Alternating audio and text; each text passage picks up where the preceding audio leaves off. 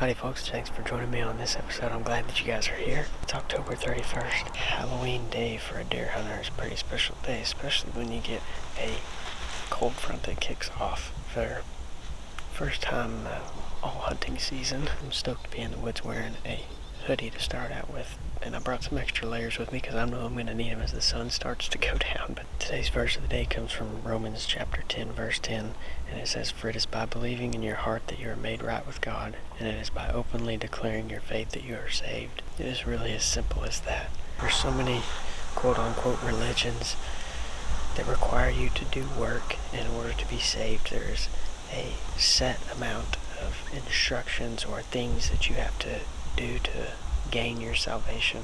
And it says right here in Romans that all you have to do is believe and declare it. This verse doesn't say, "For if you believe in your heart that you're made right with God, and if you bring 40,000 people to the Lord, and you walk this many steps every single day, and you do this and this and this, and then you openly declare your faith that you are saved." No, it just simply says, "For it is believing in your heart that you are made right with God, and it's by openly declaring your faith that you will be saved, that you are saved." Verse 11 goes on, it says, "As the scriptures tell us, anyone who trusts in him," meaning God, "will never be disgraced." And it goes on down even further.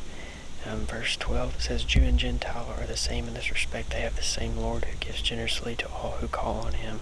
Verse 13, here it is, basically, again, "For everyone who calls on the name of the Lord will be saved." For those of you that haven't believed, I would encourage you to do so today. It brings me so much joy to share that with you guys. If you have any questions about where to start in your faith and how to begin a relationship with the Lord, my email will be down at the top of the description, and you feel free to email me. I'd love to have that conversation with you. But what we're doing today is we're testing out a SEVR 1.5. In the last video I did a SEVR 2.0. Tonight's going to be a 1.5. I haven't had any hogs showing it to this spot, but we're going to see what it does to a whitetail. I haven't killed a whitetail with a SEVR Broadhead since last year. I guess was the last time I did. So I'm stoked to be giving it another go with the 1.5 tonight. This is a 2.0, and if you guys would notice, might be really hard to tell, but there's a second hole right there. That second hole is for a set screw, and it turns this broadhead into a practice point, so you can confirm how the broadhead flies. It's a super cool design that SEVR does. The only thing I will say about it though is, do not under any circumstances forget that that set screw is in there if you put it in there and practice with the broadhead, because and it's not funny, but it really kind of is. It's only funny because it worked out in my favor. So I hunted with the SEVR 1.5, which is what I have on my stock archery arrow up there right now. I hunted with it 2 or 3 times in a row last week or week before last. I can't remember what it was now. But I had previously been practicing with that head. Well, I forgot the set screw was in the broadhead. So I hunted 2 or 3 nights, and then I came home and I was cleaning up a broadhead, and I just happened to be checking the rest of them, and I noticed that I had left the set screw. I had that arrow knocked up and everything, ready to try to take out a buck or whitetail of any kind. But it's a good thing that I ended up not letting that arrow fly, because I would have been severely disappointed, I'm sure. So just a good reminder for all of you, and I can't wait to see how this evening unfolds. You guys make sure that you subscribe and leave a thumbs up. That way you can always follow along with this content with me. Glad that y'all are here. Let's get rolling. Y'all sit back and enjoy this one with me.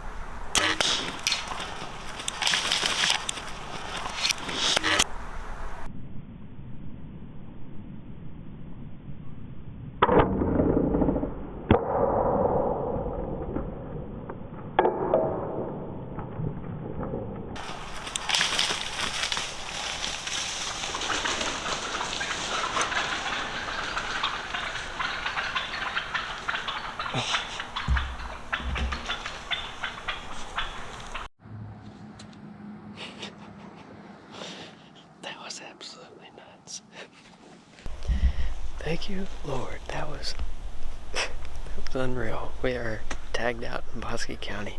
I've been watching that buck all summer long, and that was too cool. I'd originally promised that deer to my dad, and I've seen him in person like 2 or 3 times now, and I hate to break my promise, but I broke my promise with good intentions, because there's like 2 or 3 other bucks that are way bigger than him. He's just a 8-point, and there's a huge 10-point. It's like mainframe 10, and then there's also another buck that's, I think he's a mainframe 10 with about a 6 or 7 inch drop down off of one side. He's a stud buck. So I shot the deer that I promised to my dad, but I'm gonna put him on a bigger deer. Too much fun. Now I get to go on management buck and doe patrol, then also on the hunt for a bigger buck for my dad. That SEVR 1.5 inch I saw poking out on the opposite side shoulder, so I don't think that buck is very far at all.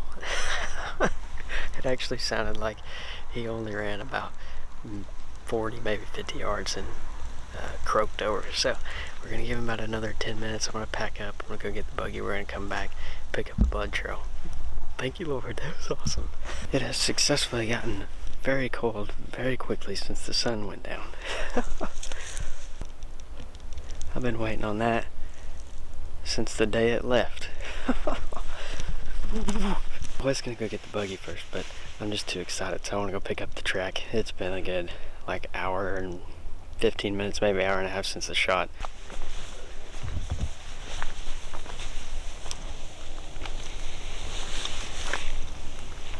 I thought that root right there was my arrow. But it's not. First thing right off the bat, we're already looking good. I gotta wait for my eyes to readjust. These deer stood here and had no care in the world about all this blood.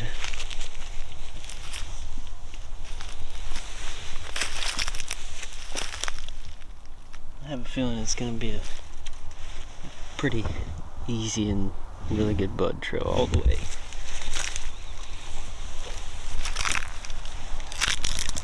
That was a heart shot if I've ever seen one. Looking phenomenal.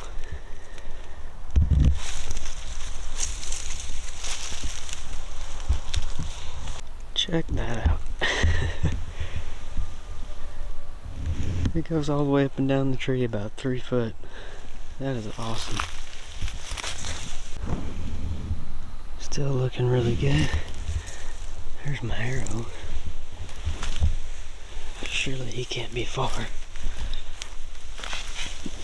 Yeah. Look at what it did to the tip. That's some serious force. The bent titanium tip. Nocks missing completely. But it looks like otherwise it's in good shape. I'm gonna leave this right here and hope to find it later. I think he's right down here in this creek bottom. I hope he's not in it, because I'm pretty sure the creek is full. Oh, he's right here.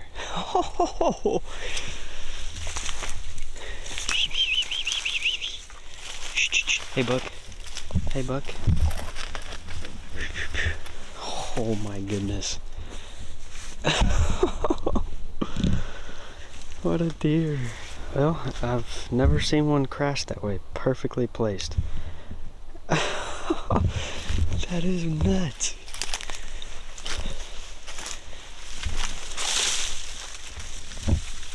I'm gonna have such a hard time getting him out. Wow. What an old stud. Warrior of deer. Let me get him out and get him propped up, and we'll take a really good look at this deer. Awesome. Thank you, Lord.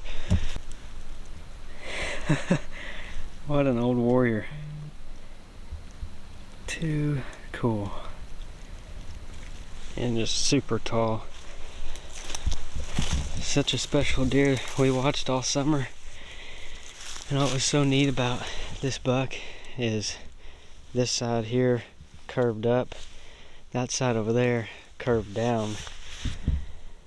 He's just so unique. He's got a little kicker that he tried to grow out there in the right off the face of that brow tine. Just a awesome mainframe, 8 slick. I'm definitely gonna have to have that beam on that other side recreated. He's just too special of an old buck not to. What a deer. And I'm so ecstatic about this one. I went ahead and tracked the track, if you will, and he ran right at 50 yards. Perfect entrance, opposite side shoulder is broke. Taking these kind of shots on whitetail, tucking it into the shoulders, and then having your entire setup come out alive with just a little bit of a bent tip. I haven't even inspected the blades yet. We're going to do that here in just a little bit, but the stock archery arrow, everything just coming alive and staying intact. It's a true testament to this equipment. And if you guys want to check it out, the link will be down in the description below. I'm super proud to be partnering with these companies, and they're helping me do things like this. I'm at a loss for words. From Quick Stick Archery to Matthews Archery, Stock Archery Arrows, SEVR Broadheads, and all the other broadhead companies out there that given me the opportunity to test their equipment. I'm super thankful. We're a month into this deer season, and we're kicking it off right. It was a little slower for me putting a good buck on the ground, but you know what? We're here, and we're going to enjoy the rest of the season, and I hope that you guys will subscribe so you don't miss out on any of it. Once again, and there's just something about a big 8 that just does it for me. I mean, that's an awesome 7 or 8 inch, 2, maybe a little bit bigger than that. He won't score the biggest in the world, but you know what? He's tall, he's got some good width, and he's just an all-around pretty deer to me. Once again, thank you guys so much for watching. Y'all are awesome, and I'll see you in just a few days.